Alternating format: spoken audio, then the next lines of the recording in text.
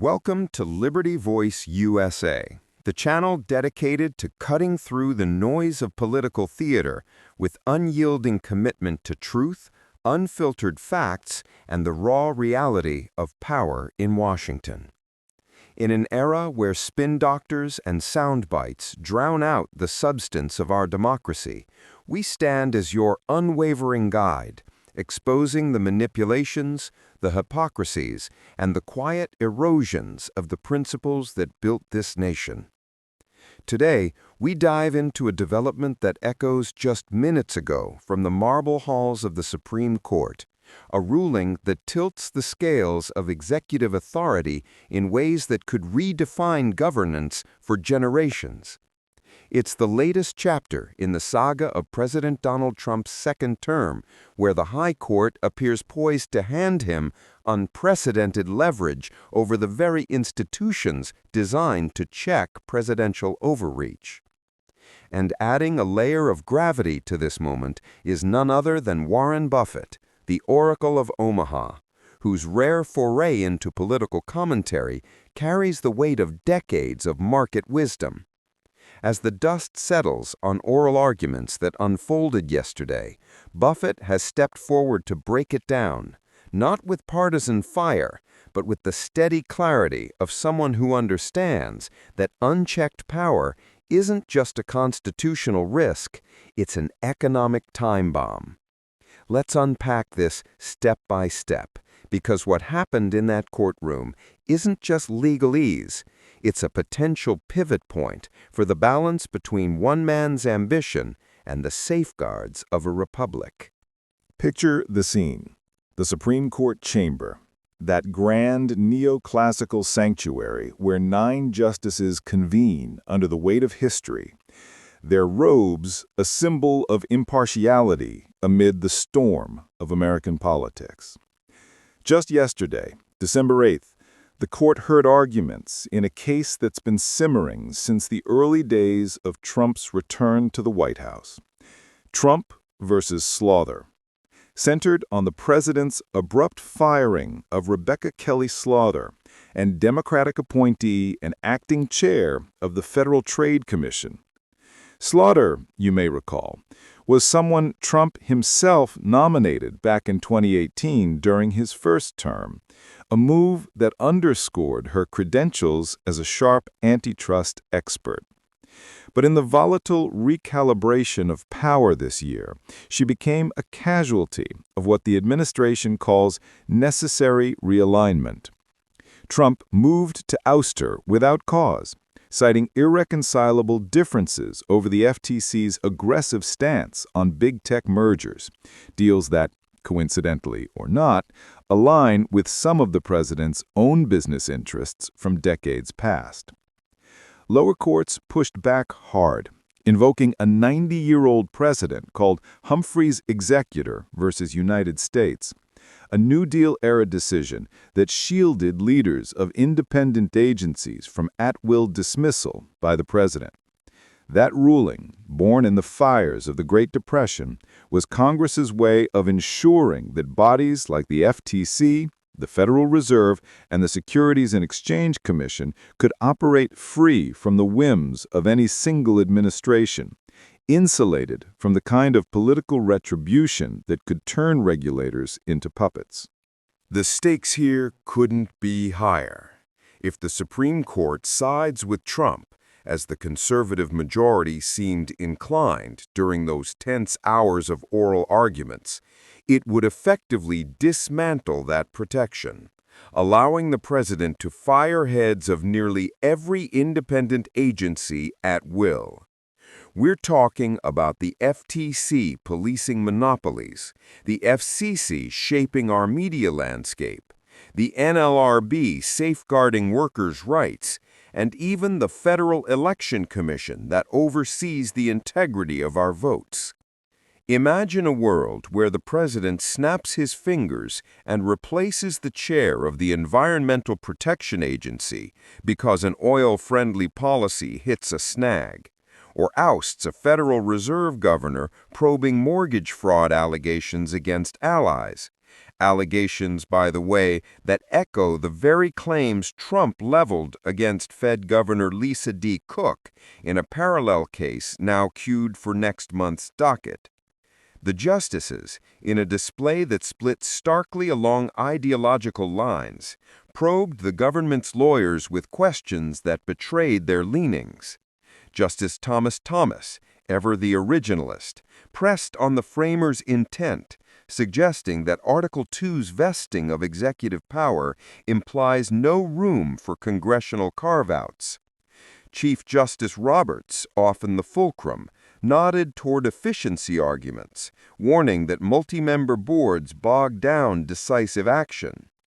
Even Justice Amy Coney Barrett, Trump's own appointee, appeared sympathetic, grilling the FTC's defenders on why independence should trump accountability in an era of rapid global threats. But let's pause here, because this isn't abstract theory. It's the unraveling of a deliberate design. Humphrey's Executor wasn't some liberal fever dream. It was a bipartisan bulwark upheld across administrations, from FDR to Obama to Trump himself in his first go-round. During that earlier term, the court nibbled at its edges, allowing Trump to fire the head of the Consumer Financial Protection Bureau because it was a single director outfit. Now, with a 6-3 conservative tilt cemented by Trump's prior picks, the floodgates seem ready to burst. Justice Elena Kagan, one of the liberal dissenters, cut to the heart of it during arguments. If the president can remove at will, what's left of independence? These agencies become extensions of the Oval Office, not checks on it. Her words hung in the air, a reminder that this fight isn't about one man. It's about the architecture of power. Trump has already mused publicly about axing Fed Chair Jerome Powell, a holdover whose steady hand on interest rates has clashed with the president's inflationary impulses. And in Slaughter's case, the administration's Solicitor General, Dean John Sauer, a Trump loyalist confirmed amid controversy, argued with fervor that the president must be able to execute the laws faithfully without bureaucratic roadblocks. It's a compelling pitch if you squint through the lens of efficiency, but peel back the layers and it reeks of the very consolidation of authority that our founders feared. James Madison warned in Federalist 51 of the need for ambition to counteract ambition. Here, we're witnessing ambition devouring its own safeguards. As the echoes of those arguments fade, enter Warren Buffett, the 95-year-old titan whose Berkshire Hathaway empire spans railroads, insurance, and consumer goods, amassing a fortune that rivals small nations. Buffett isn't one for the spotlight on politics. He's the guy who once quipped that reading financial footnotes is more exciting than a Super Bowl halftime show. Yet in a move that's rippling through boardrooms and news wires alike, he broke his silence this morning via a CNBC interview, dissecting the Supreme Court's signals with the precision of a surgeon. "Folks," Buffett began, his Nebraska drawl cutting through the static, "I've seen bull markets and bear traps, but nothing spooks investors like uncertainty at the top." He didn't mince words on what this ruling means, a green light for Trump to reshape the regulatory landscape, potentially unleashing a wave of deregulation that juices short-term profits but sows long-term chaos. Buffett zeroed in on the Federal Reserve, that independent sentinel of monetary policy.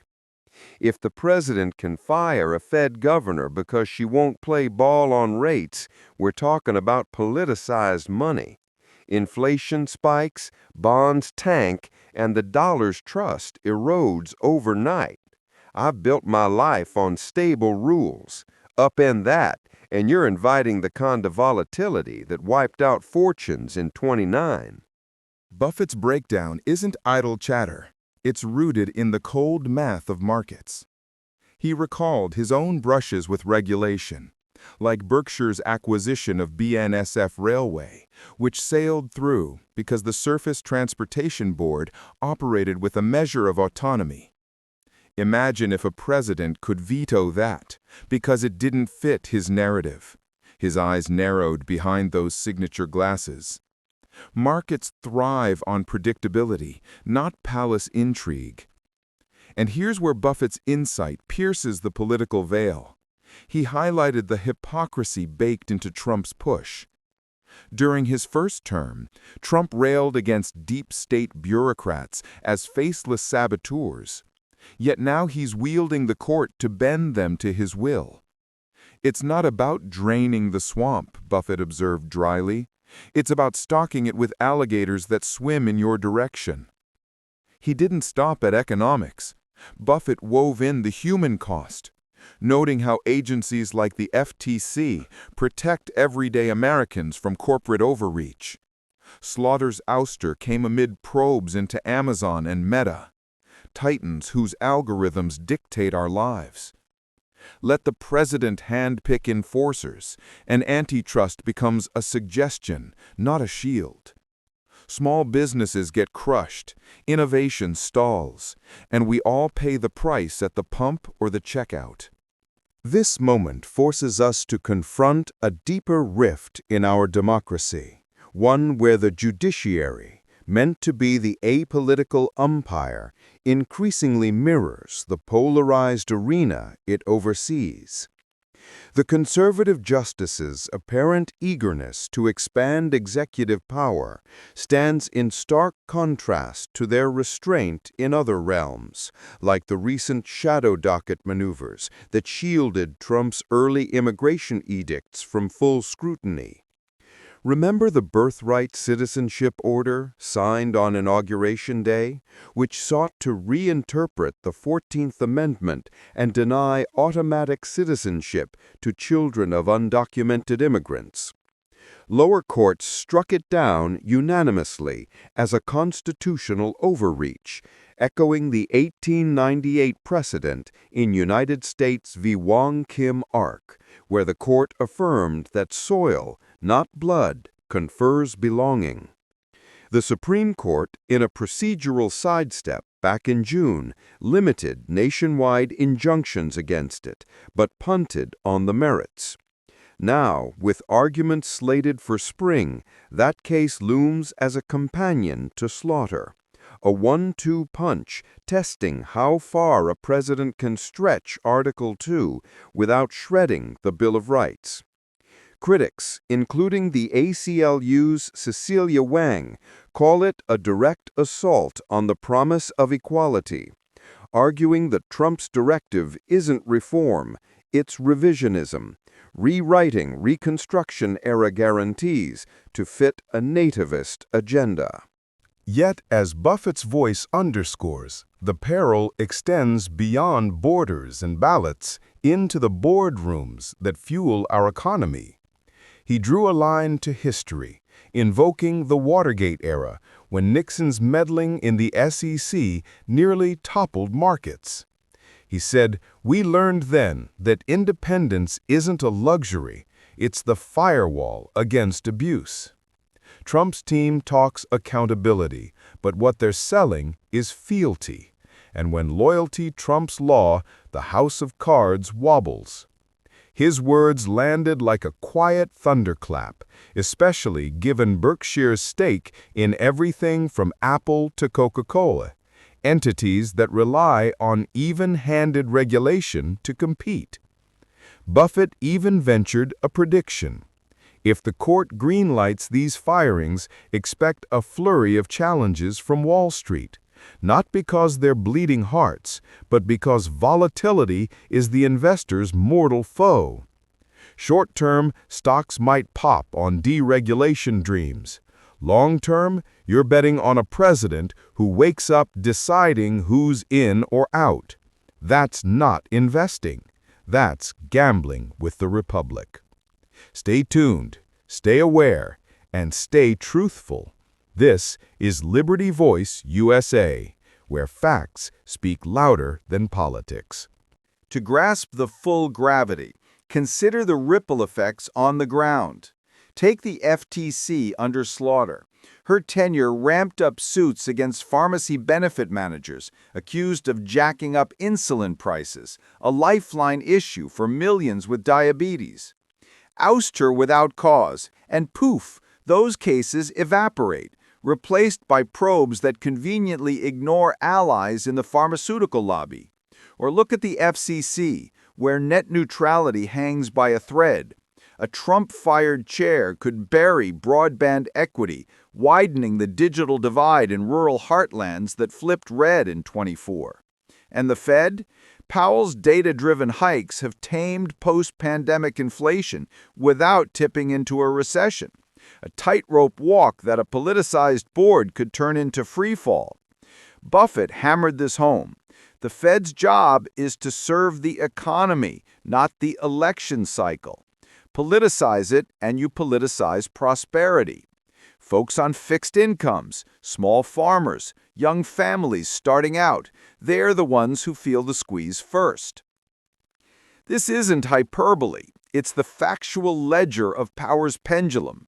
Trump's defenders frame it as restoring the unitary executive, a theory championed by scholars like John Yoo, who argue that Article 2 demands singular control to fulfill the people's mandate. The voters chose Trump, Sauer echoed in court, not unelected holdovers. Fair point if you ignore the Senate's role in confirmations or Congress's in chartering these agencies. But the counterweight is clear. Independence prevents the kind of weaponization we saw in Trump's first term, from pressuring Ukraine for dirt on Biden to sidelining inspectors general who flagged corruption. Justice Sonia Sotomayor, in a rare flash of frustration during arguments, likened it to giving the fox the keys to the henhouse, keys he can change whenever the mood strikes. Her colleagues on the right demurred, but the divide was palpable, a microcosm of America's fault lines. As we absorb Buffett's measured alarm, it's worth reflecting on the man himself, a self-made billionaire who donates billions to philanthropy, votes Democrat quietly, yet commands respect across aisles. His intervention today isn't a partisan shot, it's a market signal, a reminder that even tycoons who profited under deregulation fear its extremes. America's strength is rule of law, not rule of one, he concluded, his voice steady as Nebraska soil. Erode that, and you erode everything built on it: jobs, homes, the American dream. In the hours since his remarks, Berkshire shares ticked up slightly, but the broader indices wavered, as if Wall Street itself was holding its breath for the court's final word, expected by summer. This Supreme Court crossroads, then, isn't isolated. It's intertwined with the birthright citizenship clash, where Trump's order challenges the 14th Amendment's core: all persons born or naturalized in the United States and subject to their jurisdiction are citizens. Lower courts, from New Hampshire to Washington state, have blocked it nationwide, deeming it an executive power grab that ignores Congress and precedent. The ACLU's class action suit represents thousands of newborns whose status hangs in limbo, families torn by a policy that smacks of eugenics-era exclusion. Trump calls it common-sense reform, but as Reuters noted, it's a radical departure from 130 years of interpretation. If Slaughter falls, expect the citizenship case to follow suit, with a court emboldened to reinterpret constitutional bedrock through an executive lens. Yet, amid the legal jousting, Buffett's voice offers a beacon of broader wisdom. Power without guardrails invites peril, not progress. We've seen it in history, from Roman emperors consolidating praetorian loyalty to modern autocrats hollowing out judiciaries. America, at its best, rejects that path, favoring diffusion over domination. As the justices deliberate, we must ask, will they honor the framers' mosaic of checks or etch a monolith for one era's king? The answer will shape not just Trump's tenure, but the trust we place in institutions tomorrow. In the end, this is why we tune in to Liberty Voice USA, because democracy demands vigilance, not complacency, facts, not fictions. The Supreme Court's whisper today could roar into tomorrow's reality, but armed with truth, we reclaim the narrative.